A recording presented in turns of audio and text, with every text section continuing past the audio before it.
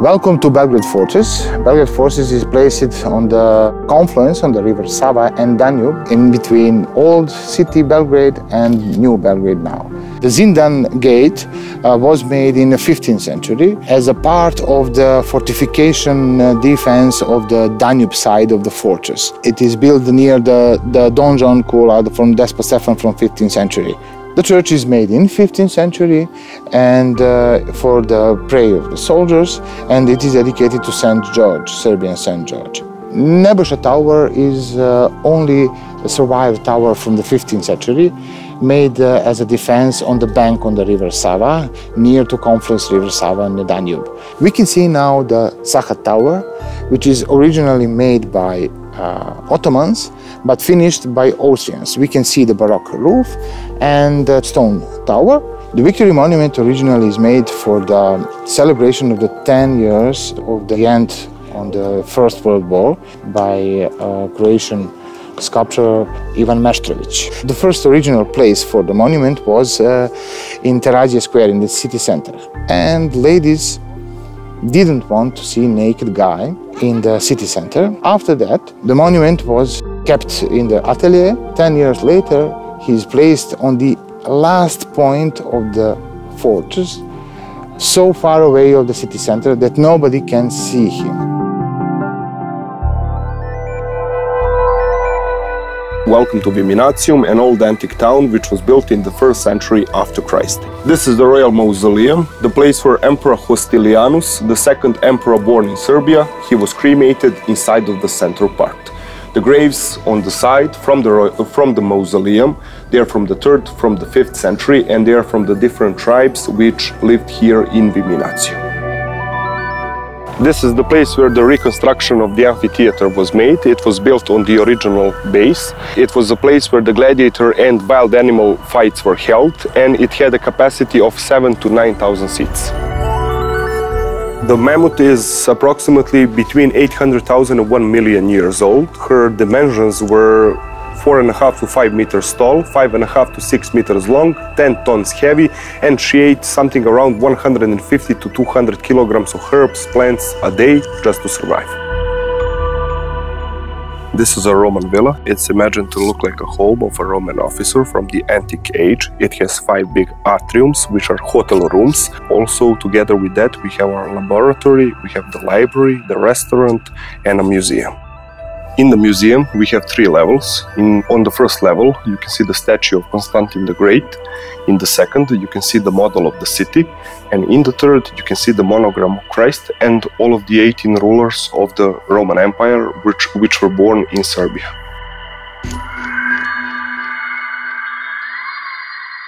The name of this fortress is Golubac Fortress, the fortress which they built on here on the right side of the Danube River. The fortress probably was built by the end of the 13th or beginning of the 14th century. This fortress was important because the side which possessed the fortress, they could control the traffic on Earth and also the traffic here on the Danube River. And there is a story that fortress was connected with the big chain with that rock over there. So the boats, if they wanted to pass inside or outside from the gorge, they must pay some toll.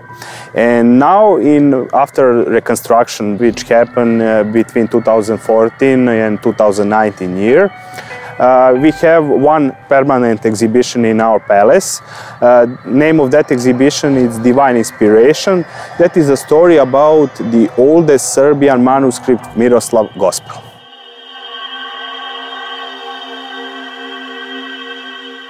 General Lepenski Vir is important for whole Europe because it is located in Iron Gate area where one of the first people emerged and started to live on the open space in Europe. Lepenski Vir itself is a location where first people came around 9500 BC. Just after Ice Age, people went out from the caves and they started to research how to live in the open space. So this changing was actually happening here in Iron Gate area, and Lepenski Vir is something like peak and highest level of development of this group of people in this area. But very important period was around 6300 BC. It is the period when they formed the settlement, one of the first organized settlements in Europe, and they started to live organized way of life. but they were still a Mesolithic culture, which means they were still hunters, fishermen, and food gatherers. And they formed the settlement by constructing several houses, very specific. They had a very specific architecture here. So we made this replica in order to show them how their inner space looked like more than 8,000 years ago.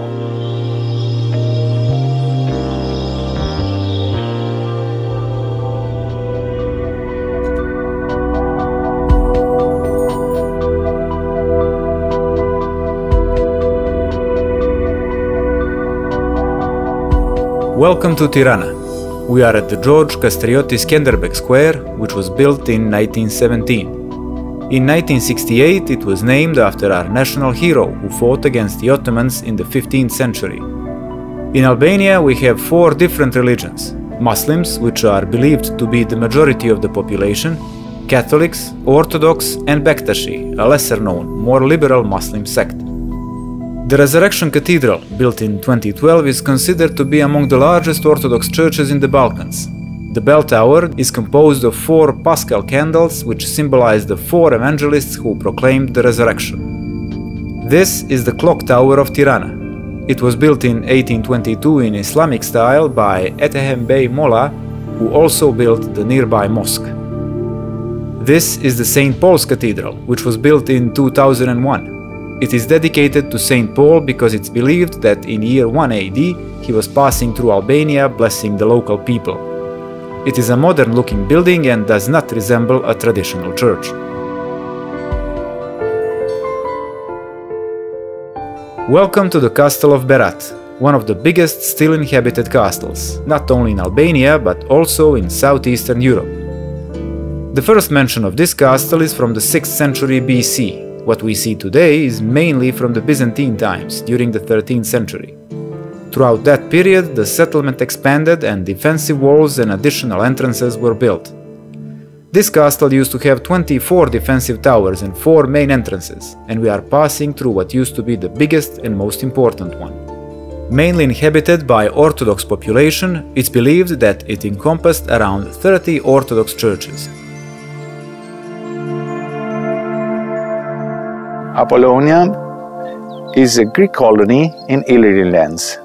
It's dating back to the end of 7th century before Christ, and colonies from Corinth choose out this place because of its good geographical position. But also artifacts proves that humans was living here since Mesolithic and Neolithic period too. During Hellenistic period, Apollonia started to play a very important role in the social, economical and cultural life of the area. Here we see the Odeon.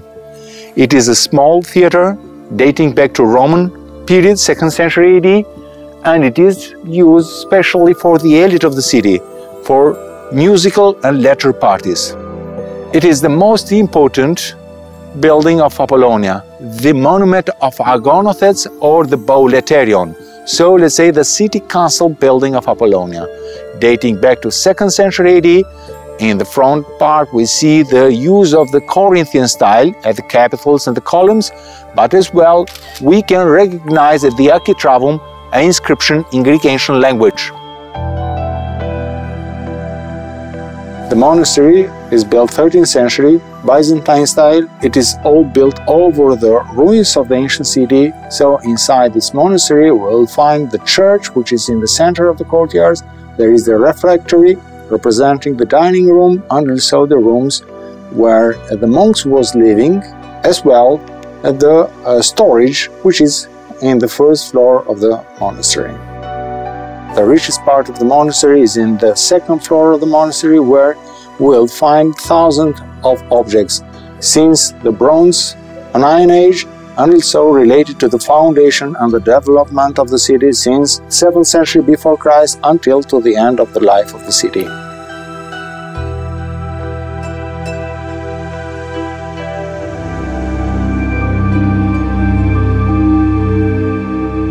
Welcome to the old town of Podgorica.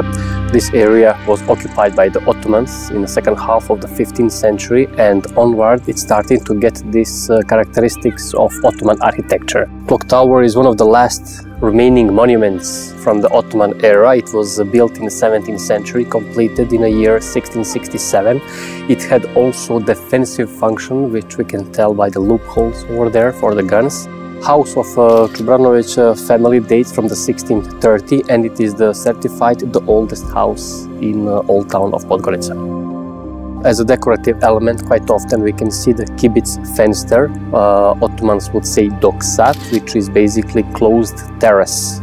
So now we are at Skaline, or so-called Sastavci, and here we can find the 18th century old bridge, which was also mentioned in the Roman times in the 15th century as well, but the one that we can see nowadays here, it's actually from the 18th century. Duklja or Doklea was founded in the 1st century during the rule of Roman Emperor Octavian. So in the first half of the 1st century, this ancient settlement started to develop. In front of us we can see the remains of the very center of this settlement, forum. There were workshops and shops, so it was also for a trading and meeting of the local people. On the left side there was Basilica. In a time of the ancient Rome, Basilica was a public building, and inside there was a Roman magistrate, let's say, also the archives, registry books as well, so it was for public use. We can see here remains of big terme. Let's say that was quite important social site of this area. Here inside people could find gymnasium to work out, but also the cold room, hot room actually, and they were meeting over there even for a business.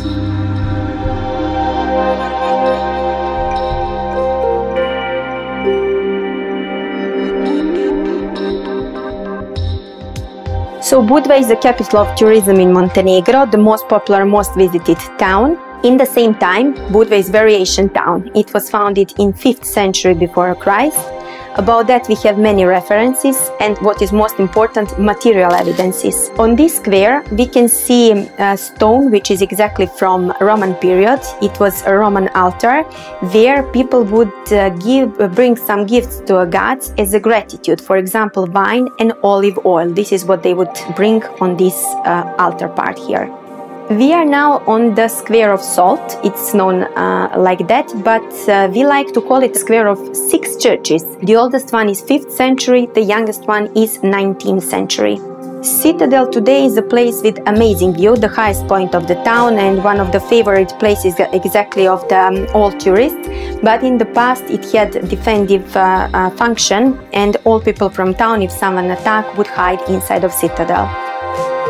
The Museum of Budva is founded in 2003. The most important and valuable artifact is a mosaic floor from the 2nd century AD. It is one of the oldest mosaics found in the Balkans. Here on the first floor there are clay vessels of various shapes and purposes from the Hellenistic period, from the 4th to 2nd century BC. This part was under Romans starting from the 1st century BC until 4th century AD, so it is about 500 years. These are remains of the Roman villa from the 2nd century AD. We have mosaics here, 7 pieces. That mosaic that we are looking at was covering the room used as the salon for receptions for guests. This is the room used as the bedroom. In the very center is the god of sleep, Hypnos, that according to mythology was the father of the god called Morpheus. Beside Hypnos you can see here motifs of bows and arrows, and you can see the wolf teeth that was symbol for the legend about Romulus and Remus. The old city of Kotor has a classic medieval merchant town layout. Every square has something beautiful to be seen: the cathedral, the churches, noble family palaces, and much more. Perast was a city whose main purpose was defense, but today it is known mostly for its Baroque architecture, which is regarded as the most beautiful in the entire Adriatic coast. Gospel Škrpila is the most iconic church in the entire bay, a man-made island with the most beautiful church you can imagine.